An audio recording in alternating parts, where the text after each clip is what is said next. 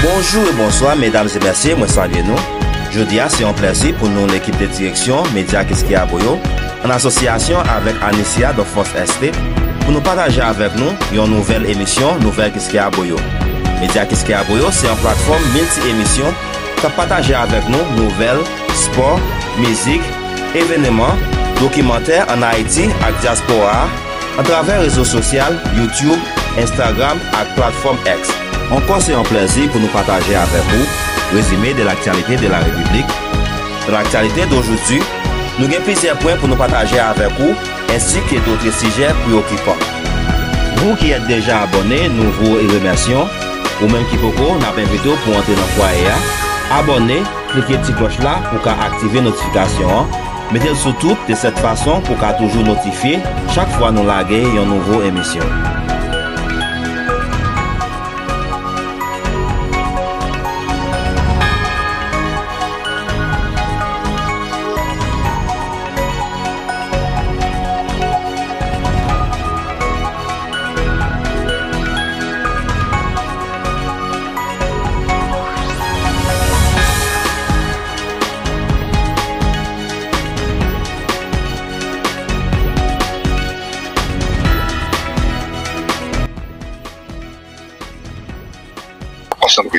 On va faire qui dans le monde pas connaît. Et voilà dans zone là et puis on a li affiliation avec gang là. Ay même famille qui pas connaît si la gang. Justement, faire lever proche lui, et puis lui négocier, et puis lui met encore de la pour parler pour vous, et puis pour accomplir. Qu'on y là ouais, yo fin quoi, yo preuve que mon amour mon amour qu'on est marié pour tout le monde, il fait on va d'abord parler comme si mon dit moi là et dégager une belle dehors on a si mon yo pas de garantie que mon comme si yo te connais mon là il va jamais prendre chance comme si vous te rapporter monsieur parce que monsieur c'est il connaît de monde il proche de monde dans famille. T'as là où dit monsieur gagne deux noms. Premier nom c'est Adler Amoulien et deuxième nom qui nom monsieur gagne là. Et t'aimes tout checker et sur ça t'aimes tout checker là. Tout checker le premier élément de formation monsieur dans ça monsieur dit à commissaire qu'on croit que c'est Carou Grand bralé il a vache pendant ce temps que par rapport à le message ou partageant avec moi là il était posté sur statut WhatsApp lui 2 minutes il dit mais ça mais ça monsieur dit ça c'est pas toi en attendant après c'est pour là ouais il n'est pas pour faire là tout c'est pour l'avion OK il dit moi décoller oui là pas nerveux on fait il dit moi il dit pas nerveux il décoller comme dans l'équipe ou bien colonie pas nerveux il dit moi fait trop dans sous terre alors tant que ça est en prophétie oui parce qu'il va aller il dit fait me faire trop dans sous terre et c'est mon ami tout gars et puis qu'on a prophétisé sous terre il va comprendre ça il dit on fait trop dans sous terre alors ça le dit on a c'est pour l'eau c'est donc c'est sous l'eau le matin qu'on a et puis il dit gang OK je publie ça 2000 publié le statut monsieur parce que la communication avec monde monsieur a 200 000 $ dans même monde il savait ça OK monsieur Adler Ramoulien ou bien Pierre Baptiste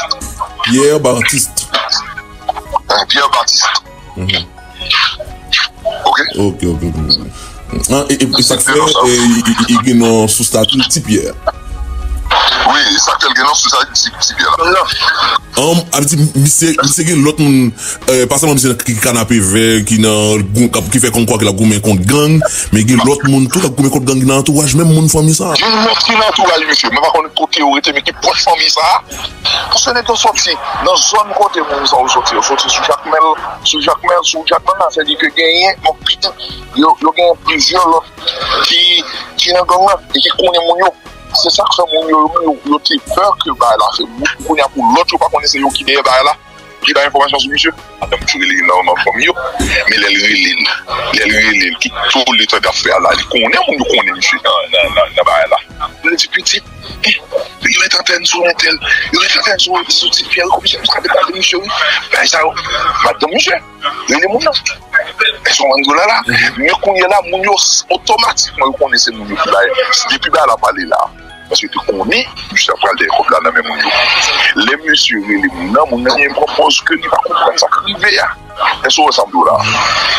Mais si depuis bagala qu'on a connaît c'est question comme monsieur Valdea on est tout ciblé. Madame Mystique parle, on parle de Madame Pierre Baptiste ou bien Adlea Moulin ou de nous. L'homme qui parle, au qui doit c'est pression pour le parler. Non, famille, tu vas bien pression. Famille, pas de chambre. Famille, c'est d'adou. Les nègres n'ont pas bagaille. C'est rare. Moi, je c'est des exceptions. C'est des exceptions pour que on proche non pas tolérer dans sa affaire ou bien pas complice des affaires. Est-ce que vous comprenez? C'est-à-dire que si sans nul doute que tu connais. Puis tu connais, et ouais, monsieur a passeport, sous l'autre nom. Monsieur a passeport sous un nom, ça y est. Et monsieur là, monsieur a laissé à faire voyage, il a réglé, c'est loin dans ces bateaux. Après ça, c'est avion qui est laissé comme ça, même monsieur a pas parti. Parce que mon n'a pas la vie, il a fait comme là. Avec comme kidnapping, c'est l'argent comme quoi que pour organiser voyage. Je prends mon net depuis un mois. Je prends mon famille déjà. Bon, pile l'argent de la gueule. Elle dit que connaissez comme ça, vous faites. Depuis que vous connaissez mon moyen, vous même encore, vous allez entendre nous faire lever. Après ça, c'est nous même qui il y a pas le dépousser, il y a dépousser beaucoup. Il y a dépousser, il y a fait la gueule. Mais mon ça, vous prenez depuis un mois. Je prends mon depuis un mois, Mariani. Qu'on y a les. Je ne sais pas si ouais, visage, non, parce que c'est plus gros bagaille, web tout bon, comme si m'dadou pour là. C'est bon, nous pas souhaiter, pas l'impression de discuter ça, mais sous d'accord, nous va pour partager avec franchement. Oui. Parce que c'est ça. Vous n'avez pas garder un danger. Si vous avez défendre tête ou si vous avez échappé, vous avez échappé, vous avez mis des gros gars, vous n'avez jamais se garder un danger. Parce que vous avez un visage, vous connaissez. Yo pas quitter aller pour le marché dit c'est qu'on est depuis qu'on connaît qui a fonctionné comme si m'dalou qui a fonctionné qui a stratégie ça comme si était dans mi-temps était dans zone qui frère était dans zone qui frère depuis il y a travail il y a antenne il y a depuis pas si on involve yo dans même là ça pas de problème pour ouais on connaît mais depuis c'est comment ça a fonctionné depuis ouais visage on fait descendre il a fait des salons, il y a l'air même, les qu'on a fait, monsieur, il a fouillé 25 000 $ là-bas, monsieur, pour te mettre monsieur en confiance pour le déplacer, il y a pas le comme d'arriver. Mais, qui l'a ouvert comme la c'est l'air, monsieur, qui vous voit, sur le galvoie, tout le monde voit, sur vous savez. L'air, si vous voyez, bonjour, là, il y a une famille, que, yo moun là la dit monsieur dégagez nous pour mettre dehors dégagez nous dehors moi là m'pa mourir mais moun yo compte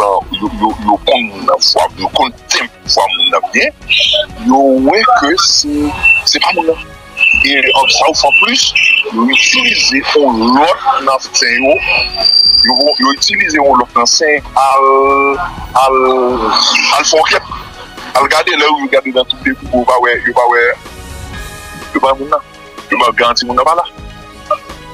Et c'est ça que fait une décision qu'il faut rapporter les gens d'où là c'est ça aussi comme ça aussi bagarre automatiquement dans une version c'est comme la monsieur Valdea qui fait que vous découvrez comprenez non c'est gros là c'est ça fait mon yo pas contre ça ta taille les vinn moins que ouais pour dire sauver puisque monsieur a une information et que c'est pour le grand.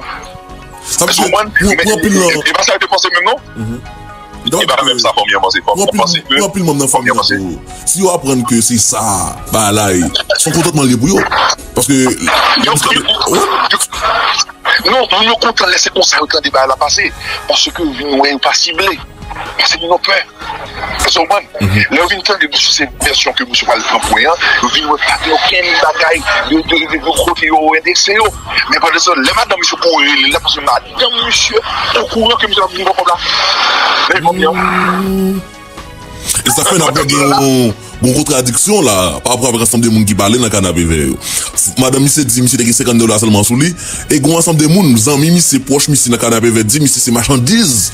Il t'a pas acheté. Marchandise, il n'a pas le premier monsieur prend ou libre, monsieur prend ou libre dans machine tropique, qui t'a pas livré marchandise chaque mail pour l'argent. Et vous avez envoyé 25 000 $ là-bas, vous n'avez pas déplacer, vous n'avez pas déplacer, passer, vous n'avez pas l'occuper en ville, donc vous n'avez pas dégager le comme là. De l'Assemblée générale Monsieur le Secrétaire général des Nations Unies, Excellences, Mesdames, Messieurs les chefs d'État et de gouvernement, Mesdames, Messieurs les chefs de délégation, distingués délégués, chers compatriotes, j'ai l'immense honneur de représenter ici à la tribune de l'Assemblée générale des Nations Unies, à un carrefour particulier de son histoire, le peuple haïtien, digne et fier, qui malgré les tempêtes de tous ordres, a toujours su se relever. Première république noire du monde, Haïti porte dans ses entrailles la fierté d'une lutte héroïque pour la liberté et la dignité humaine. Elle se trouve aujourd'hui à un carrefour décisif. C'est donc avec le poids de cette histoire et l'espoir d'un avenir meilleur que je m'adresse à vous en appelant à la solidarité agissante de la communauté internationale. Permettez-moi tout d'abord d'adresser mes chaleureuses félicitations à vous, Son Excellence Philémon Yang, ancien Premier ministre du Cameroun, pour votre élection en tant que président de cette 79e session de l'Assemblée générale. Haïti se tient fermement à vos côtés et vous assure de tout son soutien tout au long de votre mandat afin de faire de cette session un succès pour l'ensemble de la communauté internationale. Qu'il me soit permis aussi de saluer l'excellente qualité du travail accompli au cours de la 78e session par votre prédécesseur, Son Excellence, M. Denis Francis de Trinité et Tobago, qui a su conduire les travaux avec dextérité, sagesse et leadership. Je saisis également cette occasion pour exprimer au nom du peuple haïtien toute notre gratitude à vous, Monsieur le Secrétaire général Antonio Guterres, pour votre visite en Haïti, votre présence sur notre sol et votre soutien indéfectible à notre démarche auprès du Conseil de sécurité, notamment pour renforcer la police nationale d'Haïti. Vos récentes interventions en faveur d'Haïti ont été vivement appréciées et resteront gravées dans nos mémoires. Je tiens à exprimer ma plus profonde gratitude à la communauté internationale pour le soutien apporté à mon pays en ces temps de crise. Cette solidarité, qu'elle se manifeste à travers des initiatives de sécurité, d'aide humanitaire ou de soutien au développement, est grandement appréciée. Par cette coopération continue et mieux adaptée, Haïti se remettra plus forte, plus résiliente et engagera confiante sa marche assurée vers le développement et le progrès. Je salue ici tous les compatriotes haïtiens à travers le monde, qui tout en restant attachés à leur pays natal, sont obligés de chercher d'autres cieux plus cléments pour gagner leur vie. Tout le monde reconnaît qu'ils sont de rudes travailleurs. Je veux leur dire, partout où ils se trouvent, que le Conseil présidentiel de transition et le gouvernement pensent à eux en attendant que les conditions soient réunies pour qu'ils reviennent au bercail. J'en profite pour saluer Amnesty International et d'autres organismes opérant dans le domaine de la défense des droits humains qui suivent de près les violations des droits des migrants haïtiens à travers le monde. Je me permets, au nom du peuple haïtien, de saluer fraternellement tous les amis d'Haïti qui ont fait preuve de solidarité envers les migrants de notre pays, en particulier ceux résidant à Springfield dans l'Ohio aux États-Unis. La longue histoire d'amitié et de solidarité réciproque entre nos deux nations, depuis notre participation à la bataille de Savannah en 1779, nous permet de dire avec confiance que le peuple américain rejette toute incitation à la haine contre notre communauté. La participation active des immigrés haïtiens à différents niveaux de la vie des États-Unis est tangible et significative. À cet égard, les passions qui émergent naturellement lors d'une campagne électorale ne devraient en aucun cas servir de prétexte à la xénophobie ou au racisme dans un pays tel que les États-Unis, une nation forgée par des immigrants de toutes origines et qui s'est érigée en modèle de démocratie à l'échelle mondiale. Monsieur le Président, Excellences, Mesdames et Messieurs, le thème de cette 79e Assemblée générale, ne laisser personne de côté, agir ensemble pour la paix, le développement durable et la dignité humaine des générations présentes et futures, résonne profondément avec les défis majeurs auxquels le monde est confronté aujourd'hui. Ce thème est un appel urgent à l'unité et à la coopération internationale dans un contexte où les inégalités, les conflits et la crise climatique exacerbent la vulnérabilité de millions de personnes à travers le globe. Alors que de nombreuses nations peinent à atteindre les objectifs de développement durable, il est plus que jamais nécessaire de garantir que toutes les voix, en particulier celles des plus marginalisées, soient incluses dans les processus de décision mondiaux. Cette thématique revêt également une importance capitale dans le contexte de la crise actuelle en Haïti. Il incarne l'essence même de notre lutte pour restaurer la paix et la stabilité, tout en assurant que chaque citoyen haïtien, chaque citoyenne puisse jouir de ses droits fondamentaux. Agir ensemble, comme le souligne le thème, est essentiel pour Haïti, car notre redressement ne peut se faire pleinement sans cette solidarité internationale. Monsieur le Président, Excellences, Mesdames et Messieurs, aujourd'hui notre monde est confronté à des défis d'une ampleur sans précédent. Des défis qui préoccupent profondément l'ensemble de la communauté internationale.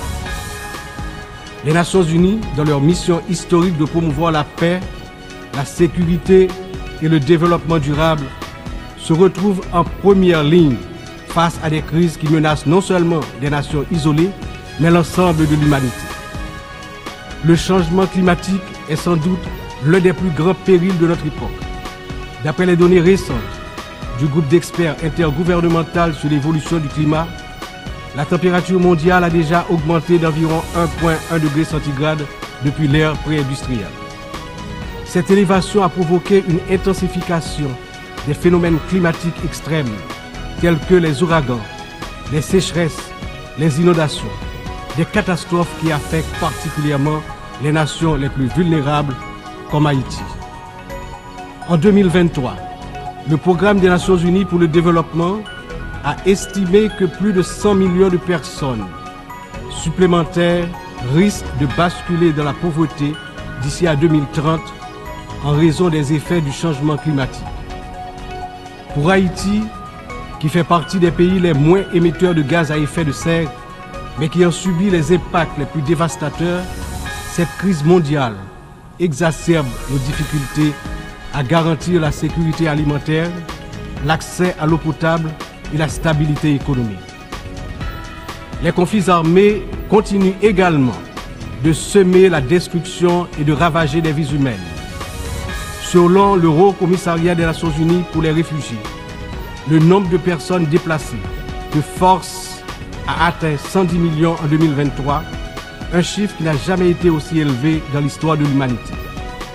Que ce soit en Syrie, en Ukraine ou dans la région du Sahel, ces conflits prolongés exacerbent la pauvreté, détruisent des infrastructures vitales et entraînent des flux massifs de réfugiés. Le monde ne peut rester inactif alors que des millions d'hommes, de femmes et d'enfants fuient les violences en quête de sécurité et de dignité. L'engagement de la communauté internationale est plus que jamais nécessaire pour trouver des solutions diplomatiques et promouvoir des initiatives de consolidation de la paix. Un autre défi majeur concerne les inégalités économiques qui continuent de se creuser. Selon le rapport sur le développement humain 2023 du PNUD, près de 1,2 milliard de personnes vivent encore dans la pauvreté multidimensionnelle, c'est-à-dire qu'elles manquent d'accès à des services essentiels tels que la santé, l'éducation et des conditions de vie décentes. La pandémie de Covid-19 a amplifié ces inégalités, poussant des millions de personnes supplémentaires dans la pauvreté. Pour des nations comme Haïti, l'impact a été dévastateur. Avec un taux de pauvreté des plus élevés, le pays fait face à des défis structurels profonds. Mais ces inégalités ne sont pas seulement un problème haïtien, elles sont un problème mondial qui requiert des réformes économiques globales. En outre, les défis liés à l'insécurité alimentaire se sont intensifiés ces dernières années. Selon l'Organisation des Nations Unies pour l'alimentation et l'agriculture, plus de 735 millions de personnes dans le monde ont souffert de la faim en 2022. Une augmentation alarmante qui reflète les perturbations causées par les conflits, les crises économiques et le changement climatique. Haïti, malheureusement, ne fait pas exception. Le Programme alimentaire mondial a récemment souligné que près de la moitié de la population haïtienne est en situation d'insécurité alimentaire aiguë. Cette situation n'est pas seulement une urgence humanitaire, mais une menace pour la stabilité de notre nation. Nous devons travailler ensemble pour renforcer les systèmes agricoles, garantir un accès équitable aux ressources alimentaires et lutter contre la faim de manière concertée et durable. Enfin, les progrès technologiques apportent de nouvelles opportunités, mais également de nouvelles menaces.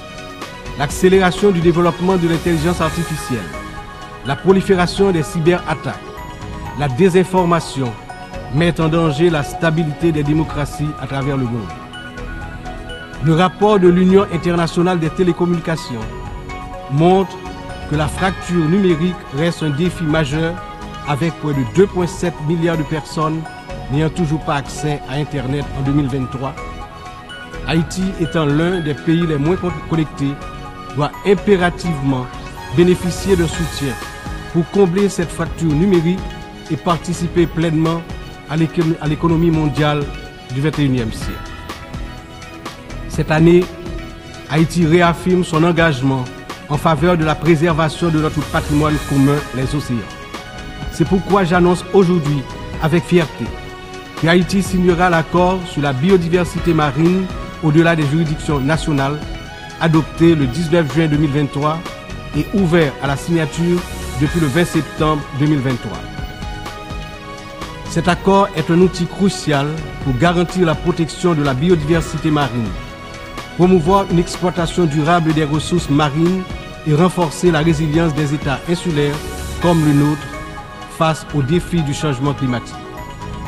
Haïti est déterminé à collaborer avec la communauté internationale pour s'assurer que cet accord profite à toute l'humanité, tout en contribuant à la protection des écosystèmes marins dont nous dépendons tous. Ces défis mondiaux ne peuvent être relevés que par un engagement renouvelé en faveur du multilatéralisme, de la solidarité et de l'action collective. Haïti, malgré ses difficultés, se tient prête à collaborer avec la communauté internationale pour surmonter ces crises et bâtir un avenir où la paix, la justice et la dignité humaine triomphent. Mais nous ne pouvons y arriver seuls. C'est ensemble que nous devons agir pour garantir que personne ne soit laissé de côté. Excellences, Mesdames, Messieurs, en proclamant l'indépendance d'Haïti le 1er janvier 1804, le général Jean-Jacques Dessalines, père fondateur de notre patrie, a donné aux droits de l'homme leur caractère universel. En d'autres termes, avec le triomphe de la révolution haïtienne de 1804, ayant lancé le processus de démantèlement de l'ordre colonial et esclavagiste, les droits de l'homme ont cessé d'être uniquement les droits de l'homme blanc pour devenir les droits de tous les hommes, de toutes les femmes, c'est-à-dire les droits de l'humanité tout entière. À ce titre, en tant que représentant de la République d'Haïti, porte-parole officielle du peuple haïtien, je me vois dans l'obligation d'attirer l'attention des dirigeants des grandes puissances sur le danger de guerre nucléaire menaçant l'existence des peuples sur tous les continents.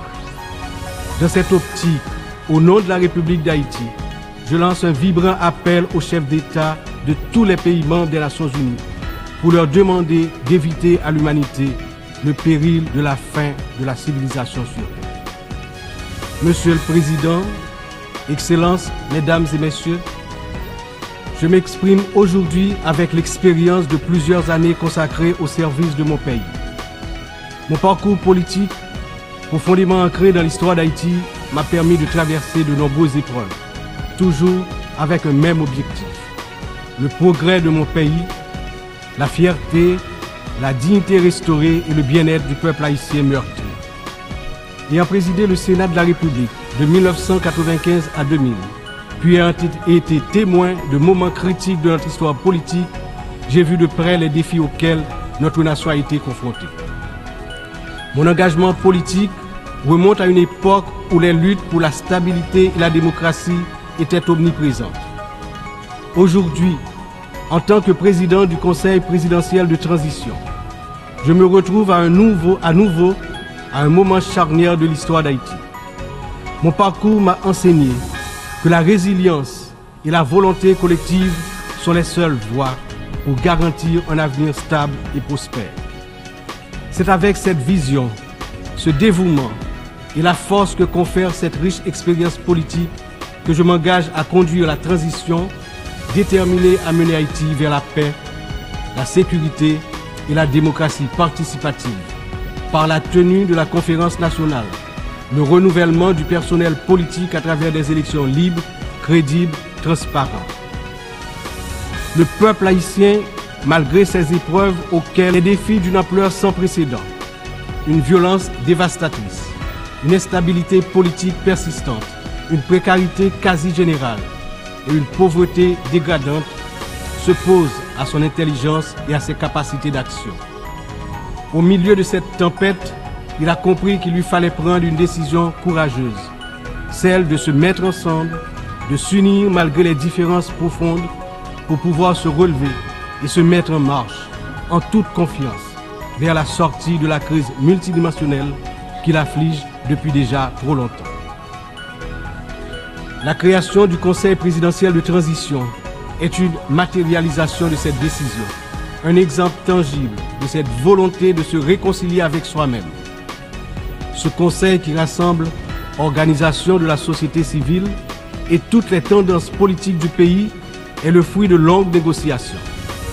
Il incarne la pluralité de la société haïtienne. Sa feuille de route est claire: restaurer la sécurité publique, organiser des élections libres, transparentes à la fin de l'année 2025, rétablir la confiance dans les institutions de l'État. Pour y parvenir, nous, responsables au plus haut niveau de l'État, savons que nous aurons besoin du soutien de la communauté internationale. Mais d'abord, nous devons compter sur nous-mêmes, sur notre résilience, notre capacité à surmonter les divergences, les divisions internes. Il est important de souligner que la résolution des problèmes d'Haïti repose avant tout sur les épaules du peuple haïtien. Il est de notre devoir, en tant que nation souveraine, de prendre en main notre destin, de surmonter les divisions et de construire ensemble un avenir de paix et de prospérité. Cependant, cette responsabilité n'incombe pas seulement à nous. La communauté internationale, les Nations Unies, les puissances étrangères qui ont souvent joué un rôle décisif dans l'histoire d'Haïti ont également une part essentielle dans ce processus de restauration de la paix, de redressement économique, de renouvellement institutionnel et d'établissement d'un état de droit. En ce sens, l'échec d'Haïti à se relever n'est pas seulement celui d'une nation. Il traduit un échec collectif, une incapacité mondiale à respecter pleinement les principes de solidarité, de justice et de coopération internationale. C'est ensemble, avec une responsabilité partagée et un engagement renouvelé, que nous pourrons transformer cette crise en opportunité et tracer une voie durable vers la paix. Aujourd'hui, Haïti fait face à une crise sécuritaire d'une gravité sans précédent. La montée en puissance des gangs armés, la violence généralisée, l'instabilité politique ont plongé la nation dans un état de vulnérabilité extrême. Les citoyens vivent dans la peur, incapables de circuler librement partout sur le territoire national, d'aller travailler ou d'envoyer leurs enfants à l'école sans risque, notamment dans la région métropole de Port-au-Prince, la capitale. Cette situation affecte tous les aspects de la société haïtienne, fragilise les institutions, paralyse l'économie, mine l'espoir de lendemain meilleur. L'avenir du pays est menacé. 50% de l'effectif des gangs de la région de la capitale sont constitués d'enfants et d'adolescents, filles et garçons.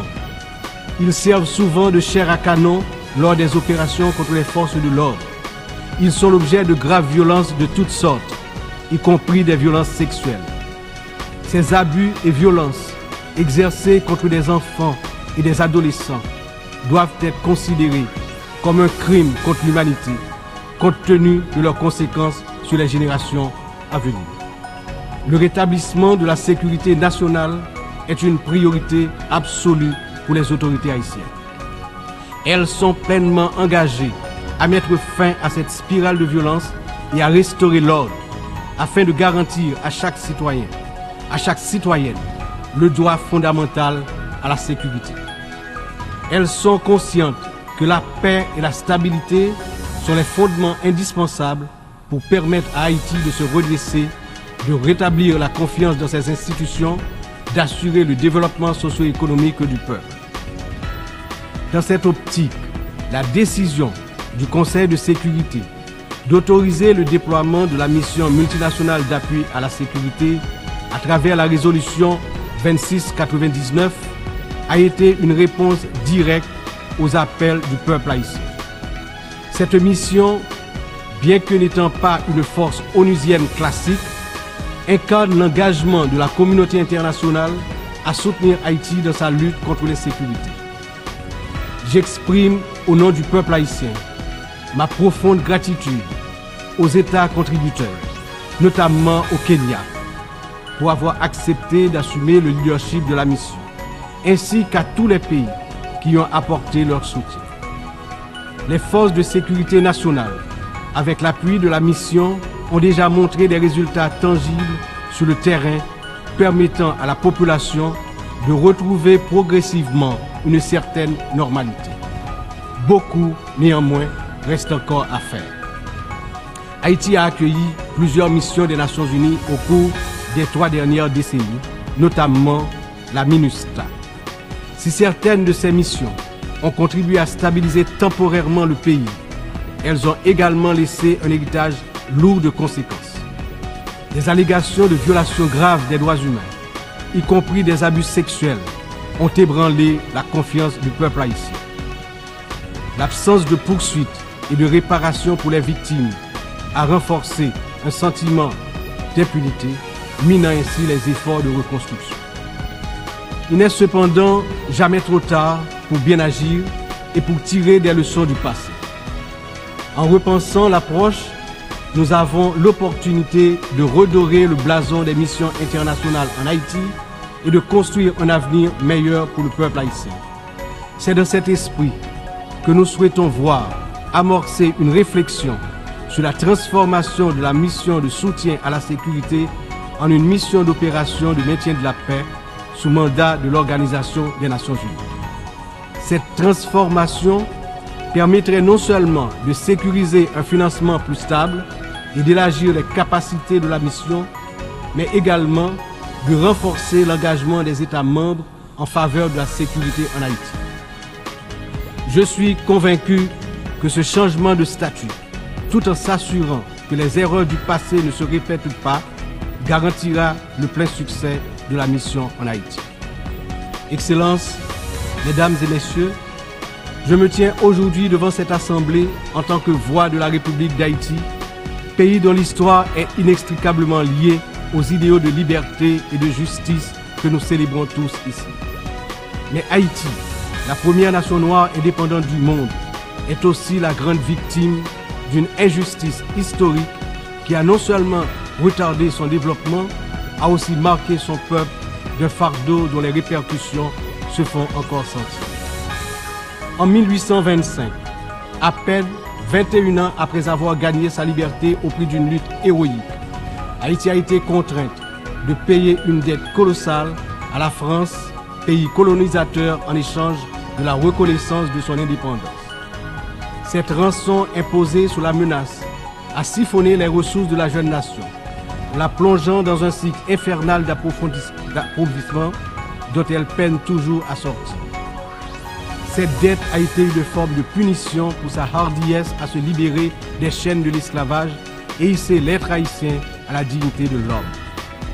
Elle a été une pénalité injuste qui a asphyxié le potentiel économique et social du peuple noir d'Haïti pendant des générations. Dans le contexte d'aujourd'hui, ou plus que jamais, l'attention est portée sur les efforts pour restaurer sans délai la sécurité et répondre aux immenses besoins humanitaires en Haïti. Il me paraît important d'attirer l'attention de l'Assemblée sur les séquelles du passé colonial et des rançons payées à certaines puissances qui ont largement hypothéqué le développement d'Haïti.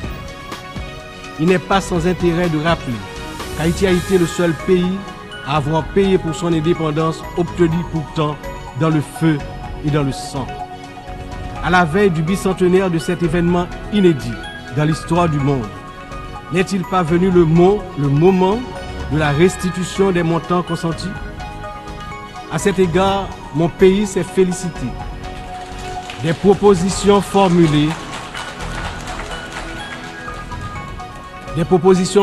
par un certain nombre de gouvernements et également certaines agences des Nations Unies pour des actions concrètes en vue de la reconnaissance, la réparation et la restitution des torts du passé.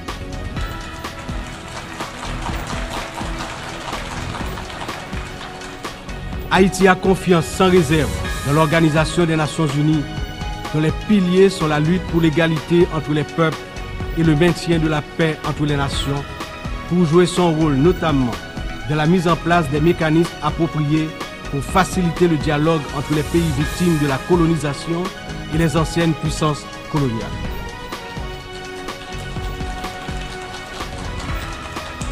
Ici, à cette 79e session de l'Assemblée générale, Haïti est par mon entremise, non pas simplement pour revendiquer une réparation, mais pour poser une question de principe, celle de la justice immanente. Ma démarche est résolument engagée, structurée et bien documentée. Le Comité national de restitution et réparation, en collaboration avec la Commission des réparations de la CARICOM, a déjà entrepris des travaux exhaustifs sur ce sujet. Nous demandons la reconnaissance d'une dette morale et historique et la mise en œuvre de réparations justes et appropriées qui permettront à notre peuple de se libérer des chaînes invisibles de ce passé injuste. Excellences, Mesdames et Messieurs, l'histoire nous enseigne que les nations ne se relèvent pas dans l'isolement, mais dans l'union des forces, dans l'engagement résolu à bâtir un avenir commun. Haïti, cette terre